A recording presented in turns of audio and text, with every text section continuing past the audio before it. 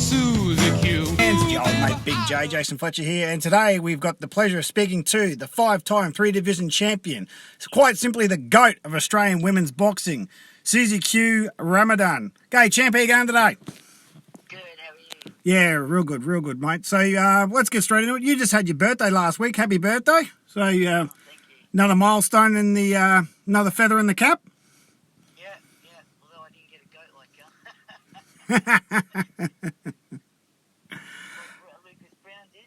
Did he actually get it from Gallon or? Nah, he was just passing around. We'll get to that in a second. We'll get to Paul Gallen and Lucas Brown fight in a second. But what's going on with you, champ? You can't seem to get a fight. There's a lot of people avoiding you like the plague. So Yeah, I mean, look, obviously, I've been at number 2 in the IBF for quite some time now, and trying to get a fight with any of these Argentinians has been difficult. So,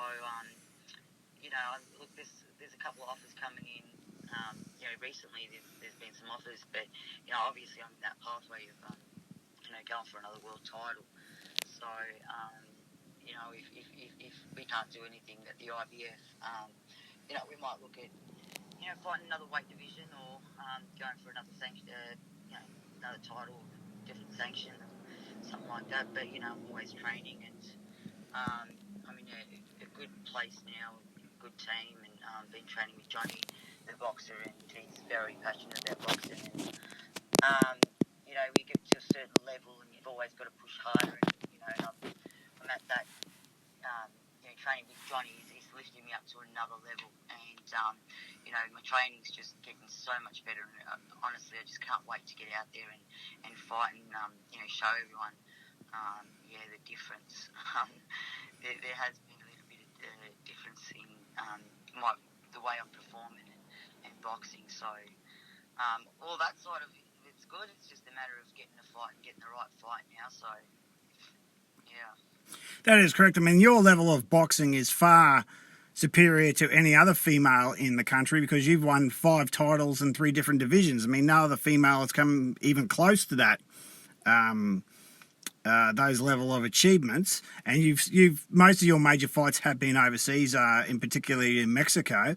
So I just wanted to talk about the local scene, which is getting seems to be getting more and more prevalent every day. What were your thoughts on the most recent fight between Shannon Courteney and Ebony Bridges?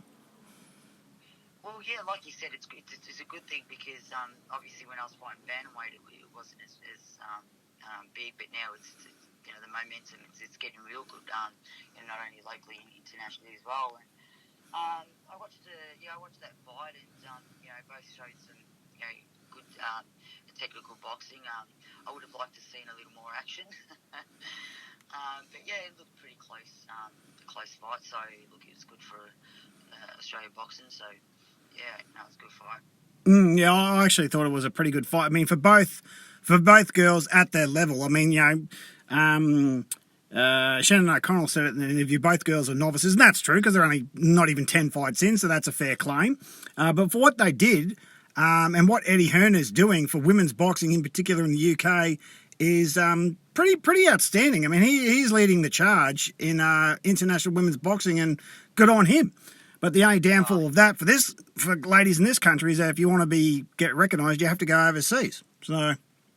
Yeah, unfortunately, boxing's not mainstream here in Australia, but especially with the girls, it's a lot harder. So it just gets too expensive bringing all the fighters down to Australia. So yeah, I mean, look, Eddie Hearn's the man at the moment in terms of women boxing, so he's doing really well. And now that having Ebony fight on Eddie Hearn's Matchroom show, it's been it's been a great opportunity for her and hopefully for other females from Australia as well.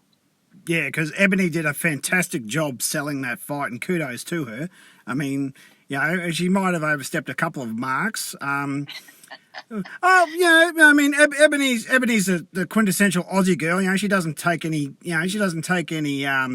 Doesn't pull any punches, and she's pretty honest with herself, which is good. But I mean, unfortunately, Sky Sports didn't stream the weigh-in. You know, because Ebony dropped a few F-bombs and stuff. But overall, she did a fantastic job of bringing a lot of attention to that fight. And, I mean, they stole the show. So it was an absolutely... I mean, the bout itself was fantastic, but the build-up was even better. So, you know, you got to take your hat off to her. She knew what she was doing, and she did it really well. Oh, yeah, well, that's right, and that's what you got to do with women's boxing. You know, we've got to, even though some of the boys might not like it, but we've got to, push and sell the fight as much as we can so we could, stand out. Well, yeah, I don't see any of you girls doing lingerie competitions anytime soon, but, you know, you certainly see that, you know, she's got to bring the fans in somehow, and she's not doing it distastefully or anything like that. Anyone that says that she is crazy. I mean, you know, she does it for the 45, 50 seconds or whatever she needs to do. She does her little pose, and then she, you know, gets back into it. So it's... Yeah. I thought, I mean, you know, it's similar to sort of her background with bodybuilding anyway. So, she's used to getting on stage and. Well, I said that, I said that in our recent video on the subject that, you know, a girl who's done bodybuilding. I mean, you could tell by the way that she was turning her body and sticking her thighs out and posing. That's a straightforward that's a straightforward bodybuilder's pose. I mean, that's nothing new. I mean, you know, yeah. And those habits are extremely hard to get out of. So. You know, yeah, that's true. Yeah, I mean, I've seen women's bodybuilding competitions, and when I used to compete, it's like she looked exactly the same. So, and good for her. I mean, you know, she's bringing attention to the sport. So, yeah, any kind of attention we can get for boxing is good as long as it's not overboard. We still want to be respected as female fighters, and with being boxing our boxing ability and skills and stuff as well. So, I mean, look, there's different. Every female's different and everyone brings something to the table. So, but, fighters like myself would prefer more, be respected for, the achievements and, how good of a boxer I am. But then again, you've still got to be able to catch people's attention to be able to see, my boxing skills and stuff like that. But, I won't be in lingerie anytime soon, that's for sure. Yeah, not at the way. I didn't think you would, champ. Behind closed doors, but yeah, I didn't think so, champ. So yeah, me neither. So let's talk about another Australian fight, which I thought was a fantastic fight: Shannon O'Connell versus Shanika Johnson. I mean, that stole the even though it was on the Mundine Zarafa undercard. I said it from the second I heard that fight that would steal the show, and it did. It was an absolute cracker. You get a chance to see that one? Yeah, that's the one I was talking about just a couple of minutes ago. Yeah, they showed obviously, the boxing skills.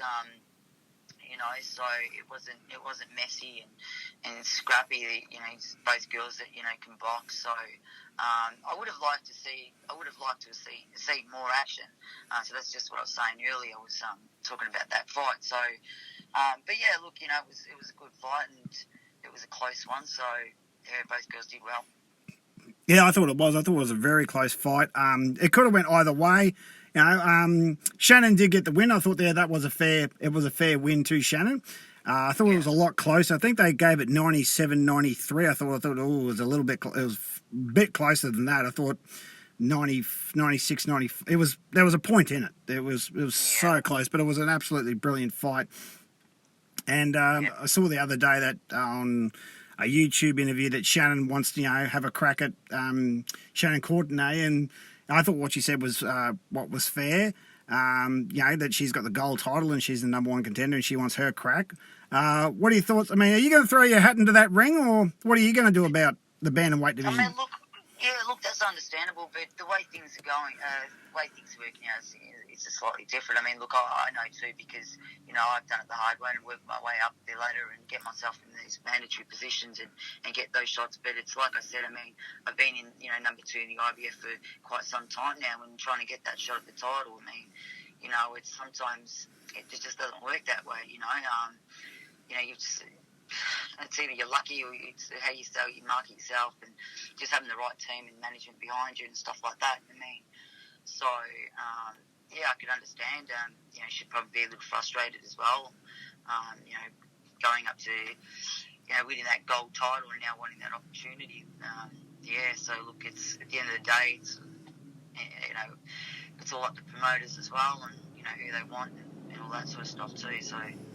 Mm. Speaking of the promotional game for Australian boxing, what's your thoughts on the Paul Gallen Lucas Brown fight? I mean, the promotion as a whole, No Limit Boxing, I like their style. They do a really good job. They do everything they can to promote Aussie boxing. I think they're doing a tremendous job. But on the fight itself, what are your thoughts? I think it's a great fight. I mean, look, the heavyweight division in Australia needs some entertainment, and both boys, want to kill each other by the looks of it. So I think it'll be an exciting fight, and it's good for Australian heavyweight division. So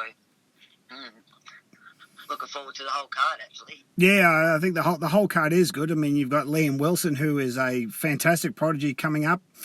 He's taking on Francis Chua. You've got the return of Lenny Zapavinia, who hasn't fought in a couple of years. The card's actually looking really, really good, and I'm really happy for it. But unfortunately, no women's fight on it. I thought, that's a bit disappointing, because No Limit normally have a women's fight on their card, so a bit disappointed about that one.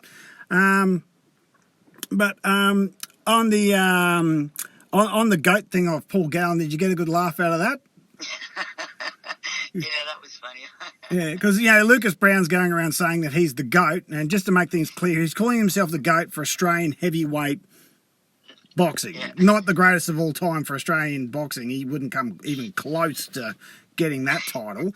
But he's, they're calling himself the GOAT for Australian heavyweights, which technically on paper he is. He's the only heavyweight to ever win a world title, so fair enough. But what happens if Paul Gallen beats him? Then that makes him the GOAT. Yeah, well, that's what I want to know. What happens if Gallen wins? Well, then Lucas Brown would have to get him a GOAT for his birthday. I thought that was pretty. It was pretty funny and pretty hilarious, personally. Yeah, I think Lucas Brown would have thought it was funny too. So yeah. Hopefully, I'm really looking to that card. So with the women's fight, with women's boxing on the international scene, there's been a lot of talk about whether what's her name, Savannah Marshall is going to fight Clarissa Shields again. Now, my personal thought is that Savannah will have it all over Clarissa, mainly because she's just so much bigger than Clarissa is. I mean, she's what, 6 foot tall? She's a very, very large.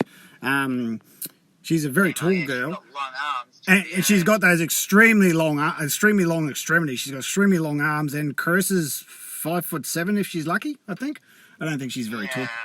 Yeah, so I just feel that Clarissa might have a bit more power over her. But look, the last fight, I mean, you couldn't really see much because the opponent they got was sort of a last minute replacement. But it'd be a great fight for women's boxing. That needs to happen. The more fights like that, the better it is for women's boxing. So hopefully that does happen this year. It'll be great.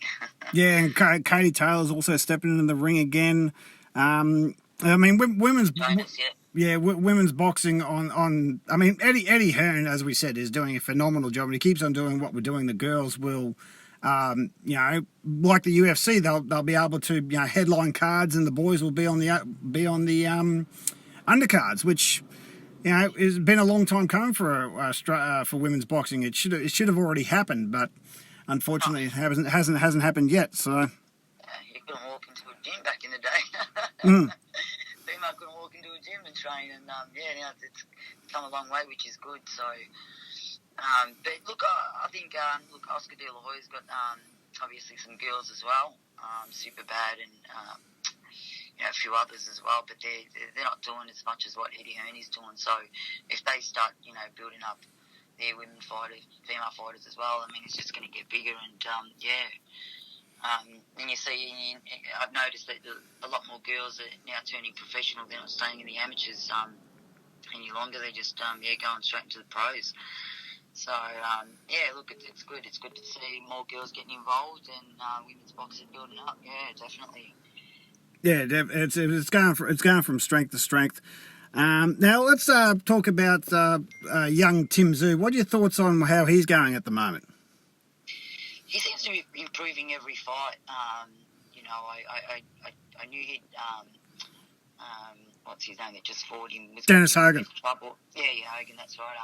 You know, it was going to give him a bit of trouble, but you know, he was able to adapt, and I mean, being at his age, you know, he seems to be mature, if that makes sense. He knows how to compose himself and pick his punches well. So he's improving, and it's great for, you know, Aussie boxing. You know, we've lost Mundine and Green and all those boys, so we've got Tim Zoo coming along, and it's also helping all the other guys get on, you know, the undercard of Tim Zoo's fight. So it's great. It's good to see, and even fighters like a couple of my favourites like Paul Fleming, who's back.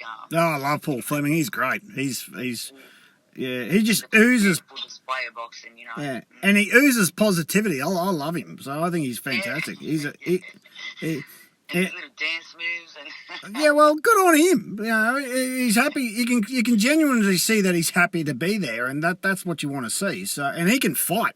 I mean, Barry Michael said in the last thing that he could go all the way to a world title, and Barry would know. So, you know. Yeah, I've followed his career, and I've always been a fan. I've always liked his style, and then just remember him, you know, not fighting, and it was like.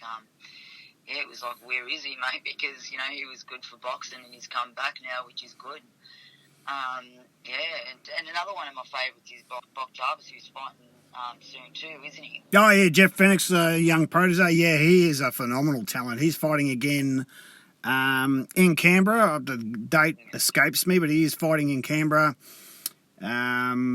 Coming up soon. The date escapes me when it actually is happening, but it's another Fox Sports show. Ben Damon will be calling the action live, and I can't wait to see that kid in the ring again because yeah, he is a phenomenal talent, and he's just getting better and better with every fight. So and he's got Jeff Fennick in his corner, so you can't ask for a more experienced trainer than that. So one of the greatest Aussie fighters of all time. What more could you want? So yeah, exactly. Yeah, in good hands. Yeah, he's in good hands, and he mirrors Jeff so much. If you go back and watch Jeff's old tapes, Brock fights exactly like him.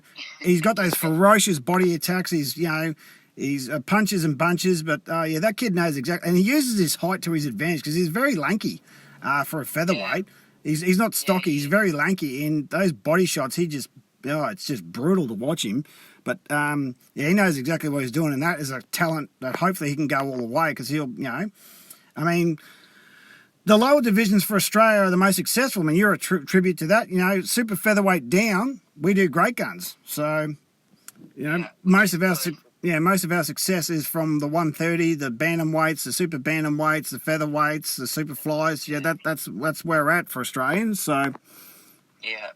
No, it's really good. It's good, especially these boys. They're young and they're got a lot of determination and the way they're boxing is just you see the maturity in their style of fighting. So it's really good. Yeah, excellent. So, do you have any idea what's next for you, Susie? Is there anything on the horizon? I know you said you got a couple of offers, but is there anything that would be coming up soon that you can tell us, or is it all just wait and see what's going to happen? Because we're itching to see you back in the ring. Well, I am, personally. You can only imagine how I feel. But, look, there's something coming up in July. I just can't give out any details as of yet. Well, when you do, you know where to find me. Yeah, definitely. I mean, look, we've been trying to get a warm-up fight because obviously the last fight was in February last year, just before COVID happened, and that's going to be a bit hard to get. So, but we'll see what we can do. Otherwise, we'll just have to go straight into the deep water. Straight into the deep. Are you still currently the WIBA Superfly champ, or what's going on with that belt? Yeah. Yes, yep, still. So I'm still a WIBA world champ, number 2 in the IBF, and I think number 9 in WBC super flyweight division. So hoping to get one of those major titles. Yeah, speaking of super fly, Andrew Maloney, Franco 3, do you think, as I do, that Andrew's going to give him another flogging? Look, I hope so. I mean, it would be great if Maloney can do that. Really. I hope he does. He deserves it. He's a good boxer, he's a good fighter, and even him and also I'm hoping that George Cambrosis, can pull off a win with Lopez. I mean, that'd be great for Australia boxing. Oh, yeah. Sure. It'll be the biggest win in Australian boxing history. I mean, undisputed lightweight, and considering just like heavyweight, lightweight is our most unsuccessful. We've had no luck in lightweight at all, bar a couple of IBO champions. So, yeah. Well, hopefully George can change that. Yeah, hopefully, because, George is just, all I see is just that fire in his eyes. Every time I look at him, he just looks like he just wants to, he just wants to rip someone's head off. So, yeah. Yeah, he just goes on about his business. That's all he focuses on. He can just see it. He really wants it. He's hungry. So good on him. Yeah, I spoke to him once. He's a nice bloke. He's a nice kid. So yeah, he's great. He is. I think all of us Australian fighters are. Oh yeah, I've had the pleasure of speaking to many fighters and managers and commentators, and the whole audience are a bunch of great blokes, guys and girls. So yeah, it's fantastic, and you all seem to keep yourselves out of trouble, which is fantastic. So Yeah, compared to other sports, you all seem to keep yourselves out of trouble quite easily. So. Maybe these other professionals should take a leaf out of your, a page out of your book and this is how we keep out of trouble. So it's not that hard. I can't seem to see. It's not that hard to stay out of trouble. Yeah, I guess so. But sometimes the limelight can, or the money and limelight can change people. But yeah. I guess, but boxing's a different sport. It's you learn a lot of discipline and stuff like that as well. So I think it was funny though too, because recently someone just said to me, what's the point of boxing? Is it's pointless. You don't get no reward out of it. It's like, mate, what are you talking about? No reward. It just changes people's lives. Just in terms of not only whether you make all that money or not. I mean, it just changes your life, just your lifestyle and how you live, and the discipline and self-development and all that sort of stuff. So it's, if only they knew, right? Yeah, that's right. Well, thank you very much for speaking to us at Fight View 360, Susie Ramadan. You are the female goat of Australian boxing. No one can deny that. You still owe me a game of handball, so hopefully we can catch up for that one of these days. Yeah, I do actually, but I'm going to beat you in anything. Come on. I was 5-year champ at North Rocky High. You're coming up against the best handballer here. You really think you can top me? You probably can. Yeah. I can barely move my hips these days, so you probably could. Oh, well, there you go. Yeah, well, I'm 6'1" and 105, so you'll run rings around me. So. Yeah. Easy work. I'll look forward. We'll tape it, champ, and we'll look forward to it. So, bit of a laugh. Thank you very much for your time, Susie Q. Please like and subscribe, guys. This is your old mate Big J at Fight View 360. Please like and subscribe to the video.